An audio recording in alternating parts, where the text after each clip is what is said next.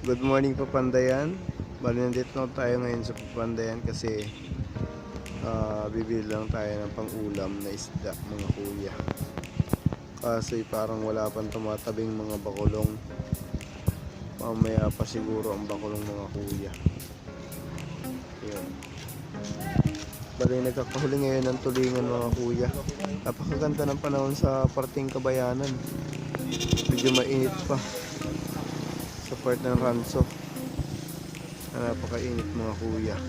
Pero pagdating dito sa part ng Papandayan, napakakapal ng ulap. Ayan mga kuya, napakakapal ng ulap hanggang dun sa south. Nakabili na yung aking jowa. Ayan o, napakakapal ng ulap. Napakalakas ng ulan mga kuya. Yan, ingat-ingat po sa lahat na nagbabiyahe sa Oriental Mindoro.